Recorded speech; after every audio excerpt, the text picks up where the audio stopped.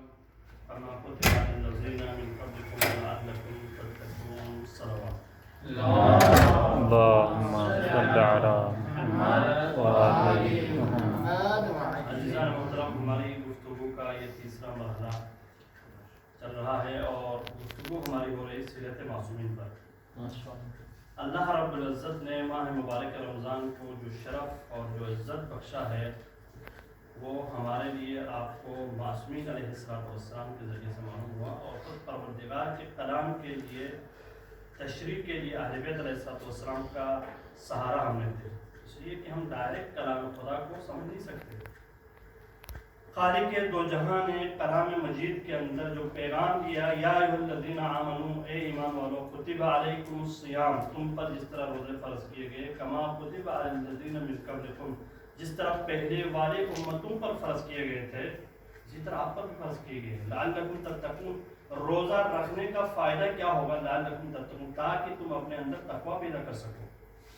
اپنے آپ کو زندگی کے ہر موڑ میں کامیاب ترین انسان بنانے کے لیے قرآن نے جو آپ کو چوری دیا ہے، جو فکر دیا ہے، وہ یہ ہے کہ تتقون، لعلکم تتقون. اگر تقوی کی کوالٹی اور تقوی کی اہمیت کو آپ سمجھ گئے اہل بیت کی تعلیمات کی روشنی میں، تو دنیا کے ہر مرحلے میں آپ کامیاب ہو سکتے ہیں.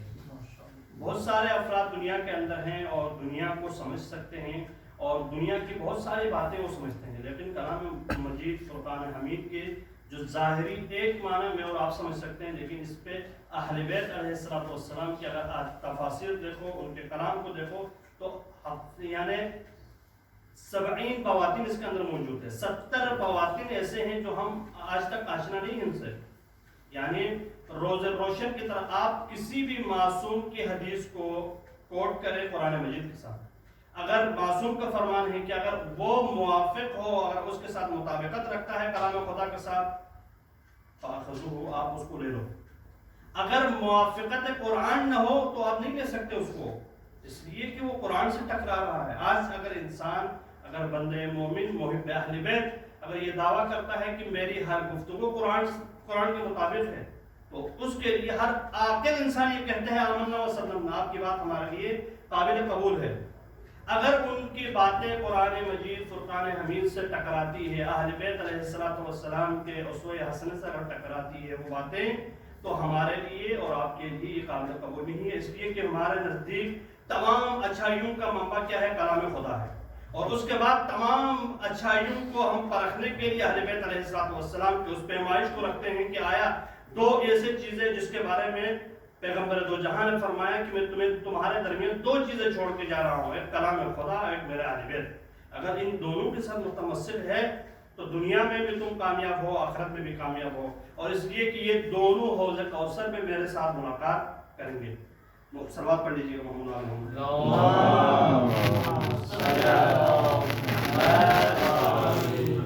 ہماری گفتگو کا جو پہلا مرحلہ تھا وہ مرحلہ تھا اللہ رب العزت کے محبوب نبی نے خطبہ شعبانیہ کے ذریعے سے ہمیں بتایا کہ جس مہینے کا ہم استقبال کر رہے ہیں اور جس مہینے کو ہم ویلکم کہہ رہے ہیں، جس مہینے کو ہم خوش آمدید کہہ رہے ہیں، اس مہینے کے اندر کون کون سے کام اگر انجام دیں ہمارے لیے باعث فخر اور باعث افتخار ہوگا، اور کون کون سے اعمال ہمیں انجام دینا چاہیے، ہم نے گزشتہ ابحاث کے اندر بیان کیا تھا. اور کچھ چیزیں جو ہے نا انشاءاللہ میں آج بھی ذکر کروں گا. اور جو کل ہماری آخری گفتگو جس چیز پر مکمل ہوئی تھی وہ یہ تھی فَأَسْأَلُ اللَّهَ رَبُّكُمْ بِالنِّيَّاتِ الصَّادِقَةِ، اور اللہ کے بارگاہ میں تم دعا کرو نیات صادقہ، سچی دعا کے ساتھ، سچے دل کے ساتھ اللہ سے دعا کرو. کیا دعا کرو؟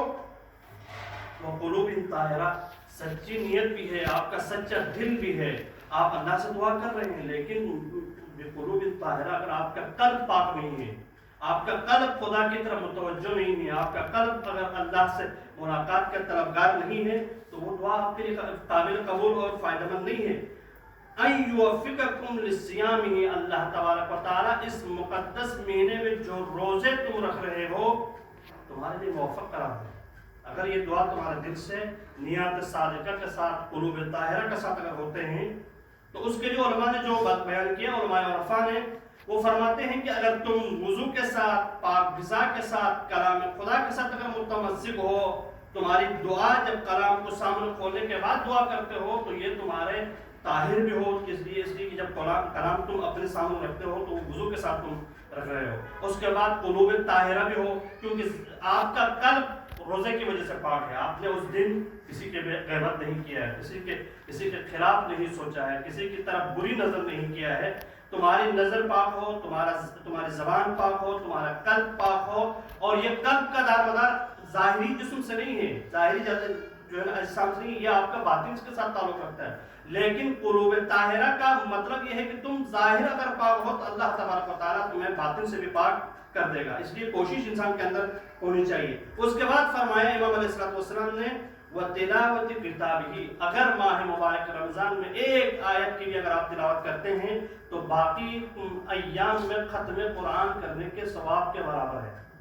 عزیزان، اگر آپ قرآن کی طرف متوجہ ہے، اہل بیت کے مقدس کلام کی طرف متوجہ ہے، تو ہم اور آپ کے لیے بہترین کام یہی ہے کہ کلام مطہر سے ہمیں آپ کو متمسک کرنے کی ضرورت ہے۔ اس لیے پروردگار کا محبوب نبی یہ فرماتے ہیں فَإِنَّ الشَّقِيَّ مَنْ حَرَمَ غُفْرَانَ اللَّهِ، وہ بدبخت ترین انسان ہے اس ماہ مقدس مہینے میں محروم ہو گیا اللہ کی لذتوں سے، ان تمام مقدس کلمات سے اگر محروم ہو گیا، وہ شقی کسی اور جگہ سے کوئی اتنا لطف و کرم اس کے لیے نہیں ہو سکتا ہے۔ اور اس کے بعد فرمایا فی ھذا الشہر العظیم، یہ شہر عظیم ہے، اور تمام سال کے 12 مہینوں میں جو اللہ نے عظیم کہہ کے، یعنی قرآن مجید فرقان حمید کی اس آیت کے مطابق خیر من الف شہر، رات ہزاروں راتوں سے بہتر ہے، ساعات ہزاروں ساعات سے بہتر ہے، اور لیالی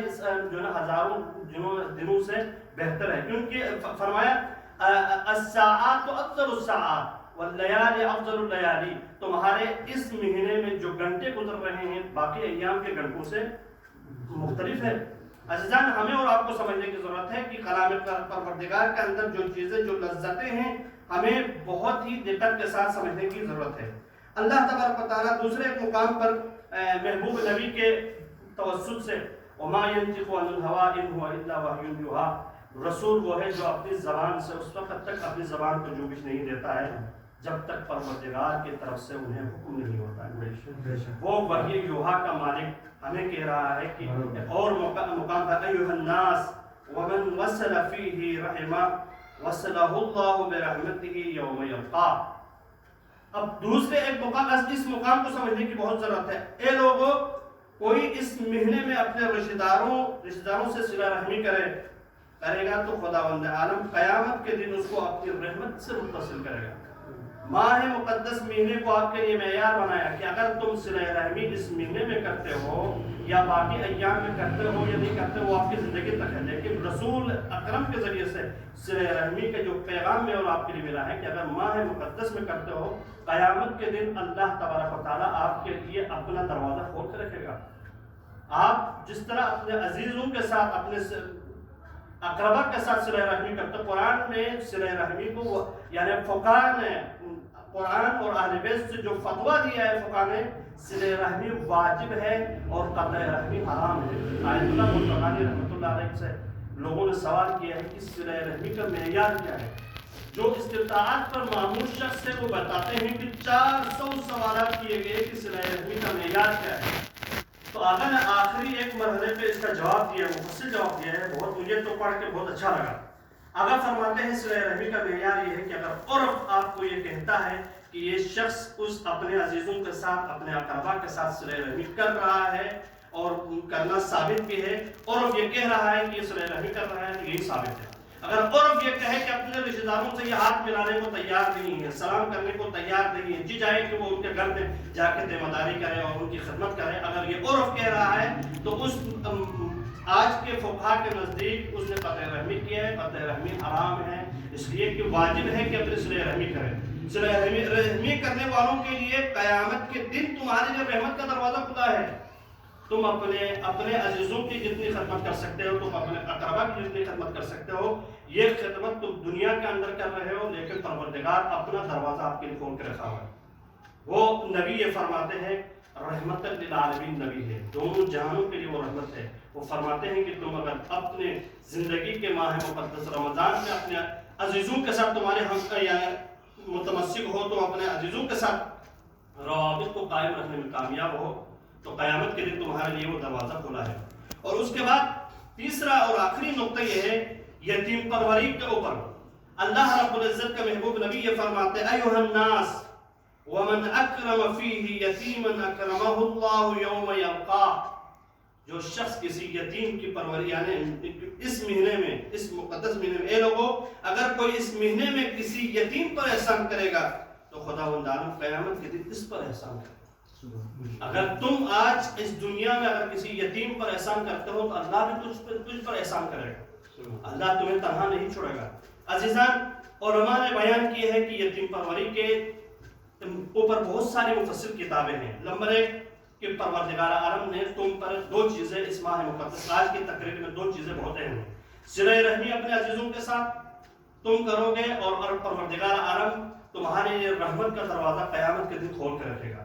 اور اگر اس مہینے میں تم کسی پر احسان کرتے ہو کسی یتیم پر، تو یتیم وہ ہے جس کا باپ نہ ہو، جس کا ماں نہ ہو، یتیم وہ ہے جس کا باپ نہ ہو، جس کے لیے آج کے فقہا کے نزدیک یہ ہے کہ اگر وہ حد بلوغت تک نہیں پہنچا ہے اس پر تم احسان کرتے ہو تو قیامت کے دن رب کائنات نبی کے اس فرمان کے مطابق تم پر احسان کرے گا، اس لیے کہ تم نے اس کی خدمت کی ہے۔ 4 یا 5 افراد، بعض کہتے ہیں 5 افراد جس کے لیے صلہ رحمی کا حکم کیا ہے۔ صلہ رحمی یعنی آپ کے واجب النفقے کے اندر آتے ہیں۔ صلہ رحمی کا دائرہ بہت بڑا ہے لیکن واجب النفقہ وہ ہے جو 4 ہے، جس پہ بعض علماء نے کہا کہ 5 بھی ہے۔ نمبر 1 یہ ہے کہ تمہاری بیوی تم پہ صلہ رحمی یعنی واجب النفقہ میں ہے۔ نمبر 2 یہ ہے کہ تمہارے والدین۔ نمبر 3 یہ ہے کہ تمہاری اولاد۔ نمبر 4 یہ ہے کہ جو تم سے وابستہ ہے، چاہے وہ جو بھی ہو، اور آپ کے اپنے بہن بھائی بھی ہو سکتے ہیں، آپ کے بہن بھائیوں کے علاوہ بھی ہو سکتے ہیں، جن کے اوپر تمہارا صلہ رحم صدق آتا ہو، جس کو علماء نے ایک اور تعبیر دیا ہے نسبی رشتہ دار، جو خونی رشتہ دار ہے، ان کے اوپر تمہیں احسان کرنا یہ تمہارے لیے لازمی اس لیے ہے کیونکہ تمہارے واجب النفقہ ہے۔ آپ ان کو کبھی بھی منہ موڑ نہیں سکتے ہیں کہ جی میرا بیٹا تو شادی کر کے گیا ہے اب مجھے ضروری۔ آپ اگر ان کی ہیلپ کر سکتے ہیں، تمہارا بیٹا شادی کر کے بھی گیا ہو، اگر کسی مشکل میں گرفتار ہو تو تمہاری اس مشکل کو دور کرنا تم پر واجب ہے۔ تمہارے والدین تمہاری پرورش میں نہیں ہے، تمہارے پاس نہیں ہے، لیکن تم پر لازمی ہے، تم پر واجب ہے کہ تمہیں ان کی خدمت کرنا ضروری ہے۔ اور اسی طرح تمہارے بہن بھائیوں میں سے اگر کوئی محتاج ہے، تم دنیا کے اندر بہت سارے لوگوں کے لیے قرض و حسنہ یا بہت سارے مدد کر سکتے ہو، لیکن آپ اپنے واجب النفقہ ان عزیزوں کو اس مشکل سے اٹھانے کے لیے آپ ہیلپ کریں۔ افضل الصدقہ قرار دیا ہے اپنے والدین کو، اپنے یعنی نسبی رشتہ دار جو خونی رشتہ دار ہے ان کی ہیلپ کرنا۔ ایک اور روایت میں ہے ذو رحم محتاج، لا صدقۃ ذو رحم محتاج، تمہارا صدقہ نہیں ہے جب تک کہ تمہارا جو ہے نا نسبی رشتہ دار محتاج ہو۔ تم دنیا میں جو ہے نا دسترخوان بچھا کے چلے، تم دنیا کے اندر اپنے لیے جو ہے دنیا کے لوگوں کے لیے دسترخوان بچھاؤ، دنیا کے لوگوں کے لیے جو ہے نا دروازہ کھول کے رکھو، لیکن تمہارا وہ صدقہ قبول نہیں ہے جب تک کہ تمہارا نسبی رشتہ دار۔ اب سببی رشتہ دار جو تمہارے کسی سبب کی وجہ سے تمہارے رشتہ دار ہوئے ہیں، ان کے لیے بھی پروردگار نے صلہ رحم کا حکم دیا ہے۔ اب وہ سببی رشتہ دار چاہے تمہاری بیوی کی وجہ سے ہو، چاہے تمہاری خالہ کی وجہ سے ہو، چاہے تمہاری امی کی وجہ سے ہو، چاہے تمہارے باپ کی وجہ سے ہو، چاہے تمہارے تائی کی وجہ سے ہو، جتنے بھی سبب کے اندر آتے ہیں ان کے ساتھ اس ماہ مقدس مہینے میں اگر صلہ رحمی کریں گے تو پروردگار تمہارے لیے وہ دروازے کھول کے رکھ دے گا کہ قیامت کے دن تمہارے لیے رحمت کا دروازہ کھلا ہے۔ یتیم پر احسان کرو، اللہ تم پر احسان کرے گا، اور اپنے صلہ رحم کرو تو پروردگار تمہارے لیے قیامت کے دن وہ دروازہ کھول دے گا۔ خالق دو جہاں کا محبوب نبی جب دنیا میں آئے ہیں تو وہ کون سی تاریخ تھی؟ عام الفیل کی تاریخ تھی، یعنی 1 عام الفیل کو رسول کائنات دنیا میں آئے۔ اب اس عام الفیل کو اتنا عرب تاریخ کے اندر مشہور کر دیا گیا ہے، اس کی سبب کیا تھا؟ سورہ فیل آپ پڑھتے رہتے ہوں گے اور اس کی تفسیر آپ چیک کیجئے گا، سورہ فیل میں اس کا ذکر موجود ہے۔ ابرہہ یمن کے اندر عیسائیوں کا ایک بہت بڑا کلیسا بنایا تھا، اس نے وہ چاہتا تھا کہ خانہ خدا سے لوگ منہ موڑ کے اس طرف آ جائیں، اور اس کی خاطر جو ہے نا عرب تاریخ کے اندر جس چیز کو اہمیت تھی، جو لوگ حج کرنے کے لیے جاتے تھے اس زمانے میں، کیونکہ آپ سمجھ رہے ہوں گے کہ جب ہمارے رسول آئے ہیں تو اس کے بعد جو ہے نا حج کا سلسلہ ہوا۔ عزیزان، عرب تاریخ اگر آپ پڑھیں گے تو ہمارے رسول سے پہلے بھی لوگ حج کرنے کے لیے وہاں آتے تھے، عرب لوگ، لیکن جب وہاں آتے تھے تو اس کی جب اہمیت زیادہ بڑھی تو ابرہہ نے اپنی فوج کے ذریعے سے اس کو ڈالنے کے لیے، اس کو ختم کرنے کے لیے، لشکر کشی کے لیے لوگوں کو بھیجا وہاں پہ۔ مکے میں جب قریب پہنچایا تو اپنے کسی ایلچی کو بھیجا کہ جاؤ جا کے قریش کے لوگوں سے کہو کہ اس کا کوئی بھی سردار ہو ہم ساتھ کے بات کریں، یہاں کوئی بات کرنے کو تیار ہے تو ٹھیک ہے، بات نہیں کرتا ہے تو ہم کل جو ہے نا اس کو ڈال دیں گے۔ حضرت عبد المطلب قریش کے اس قبیلے کا سردار تھے جن کو بلایا گیا، ایک روایت کے مطابق بلایا گیا، ایک روایت کے مطابق وہ خود آئے ہیں۔ جو خود آنے کی جنہوں نے وجہ بیان کیا وہ اس لیے آئے ہیں کہ انہوں نے جو ہے نا ابروہا کے لوگوں نے جو ہے نا ان کے اونٹ پکڑ لیے تھے، جس کی وجہ سے کہا کہ میں اونٹ کا مالک ہوں لہٰذا مجھے اونٹ چھڑا دیتے۔ انہوں نے کہا تو آپ تو قریش کے سردار ہو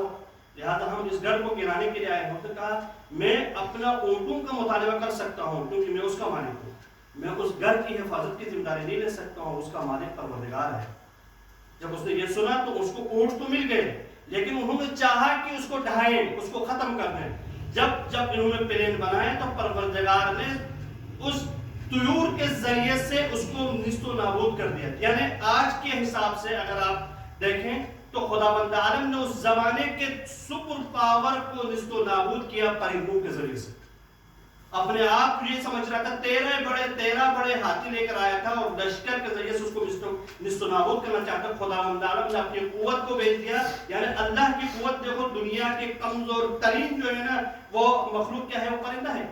اور اس پرندے کے ذریعے سے جو چونچ میں پتھر تھے ان کے ذریعے سے خداوند عالم نے اس سپر پاور کو نیست و نابود کر دیا۔ آج کے زمانے میں دنیا کی سپر پاور یہ سمجھتی ہے کہ ہم ہر چیز پر ہم کنٹرول کرتے ہیں۔ ایک جراثیم کو پھیلایا گیا یا یہ جراثیم آیا اگر ہاتھ دھوئے تو وہ ختم ہو سکتے ہیں، لیکن سپر پاور بے بس ہے۔ عزیزان اللہ کے سپر پاور کیا ہے؟ جو پرندے بھیجے گئے اس نے ان تمام ہاتھیوں کو نیست و نابود کیا۔ اس میں شیخ محسن نجفی صاحب نے اپنی تفسیر میں لکھا ہے کہ ان تمام ہاتھیوں میں ایک ہاتھی کا نام محمود تھا جو باڑی کے لحاظ سے، صحت کے لحاظ سے بہت بڑا تھا، اور اس کو حرکت دے کے خانہ کعبہ کو گرانا تھا، کیونکہ وہ رسی باندھنے کے بعد اس کو حرکت دیتے 15-13 ہاتھی جب اس کو کھینچ کے لے کے جاتے تو پورا خانہ کعبہ گر سکتا تھا۔ اپنے کلیساؤں کو آباد کرنے کے لیے اللہ کے گھر کو نابود کرنا چاہا، لیکن قدرت یہ دیکھیے، یہ نقطہ بہت لطیف ہے، آپ سمجھنے کی کوشش کیجیے گا کہ خداوند عالم نے جن پرندوں کو بھیجا وہاں پہ ان پرندوں کے اندر بھی خطا کا عنصر نہیں رکھا، اس لیے کہ جو نشانہ تم نے لگانا اس نشانے پر ہی آپ نے پتھر گرانا ہے۔ آج بھی کوئی انسان نہیں کہہ سکتے کہ وہ پتھر گرائے تو تھے لیکن کسی اور پہ گرے، ان پہ نہیں گرے، کوئی نہیں کہہ سکتا ہے۔ خداوند عالم نے وہ کامیابی دی، یعنی اللہ اگر کسی پرندے کو بھی اپنی ذمہ داری دے کے بھیجتا ہے تو اس سے بھی کوئی خطا نہیں ہو سکتا ہے۔ عزیزان بہت سارے واقعے ہیں اور ان میں سے جو اہم ترین واقعہ یہ ہے کہ پیغمبر اکرم کی ولادت ایک عام الفیل کو ہوئی، اور یہ عام الفیل اس زمانے میں تاریخ عرب نے لکھا ہے کہ عام الفیل جس زمانے میں ہاتھیوں کو بھیجا گیا تھا مکے کو ڈالنے کے لیے، یہ پہلا عام الفیل ہے جس میں رسول کی ولادت ہوئی، اور اس عام الفیل سے مولائے کائنات کی شخصیت بھی جڑی ہوئی ہے۔ 30 عام الفیل کو بھی ولادت ہوئی ہے مولائے کائنات کا۔ یا یوں سمجھے کہ جس وقت دنیا کی سپر پاور کو نیست و نابود کرنا پروردگار کا منصوبہ تھا، اسی تاریخ کو خدا اپنے نمائندے کو بھی دنیا میں بھیجتا ہے۔ بس اسی کلام کے ساتھ اللہ تبارک و تعالی ہمیں اور آپ کو جو ہے محمد علیہ محمد کے ان مقدس کلام کو سمجھنے کی توفیق عطا فرمائے۔